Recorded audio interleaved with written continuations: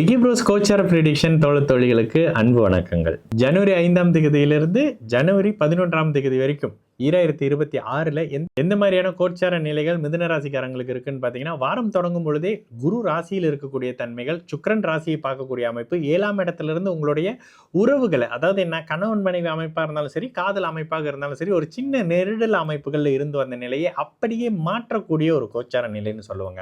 கணவன் மனைவி உறவுல இருக்கக்கூடிய உட்பூசலாக இருக்கட்டும், காதலர்களிடையே இருக்கக்கூடிய மூன்றாவது நபரின் தலையீடு அமைப்புகளாக இருக்கட்டும், இந்த வாரத்திலிருந்து முற்றிலும் விலகக்கூடிய தன்மை. ஒரு சிலருக்கு வாழ்க்கைக்கு அச்சாரமிடக்கூடிய அமைப்புகளில் திருமணத்துக்காக ஒரு நிச்சயதார்த்தமோ ஒரு தாம்பூலம் மாற்றிக்கிறதோ மாதிரியான சம்பவங்கள் நடக்கிறது. இந்த மாதிரியான இனிய நிகழ்வுகள் இருக்கும் இளைய பருவத்தினருக்கு.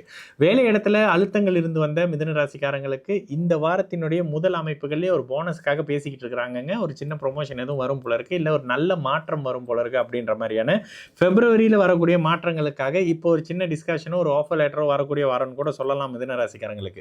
கடந்த காலங்களில் இருந்து வந்த அத்தனை விஷயமும் முற்றிலும் விலகக்கூடிய அமைப்பு. புகழ் அந்தஸ்து உயர்வதற்காகவும் சரி, உங்களுடைய பொருளாதார அமைப்பு உயர்வதற்காகவும் மாற்றங்கள் நடக்கக்கூடிய ஒரு காலகட்டம்ங்க இந்த காலகட்டம்.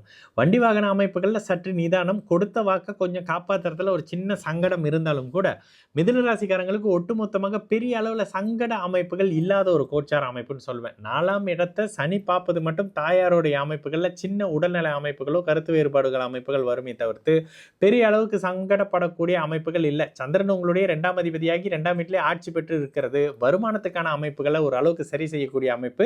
கூடுதலாக அவர் அப்படியே 2, 3, 4, 5ஆம் இடத்தோட வருவார். 5ஆம் இடத்தோட வரும்போது அவர் லாபஸ்தானத்தை தொடர்பு கொள்ளக்கூடிய நிலையில பல நாட்களாக நிலுவையில் இருந்து வந்த பிரச்சனைகள் உங்களுக்கு சாதகமாக முடியக்கூடிய ஒரு காலகட்டமாக இருக்கும்.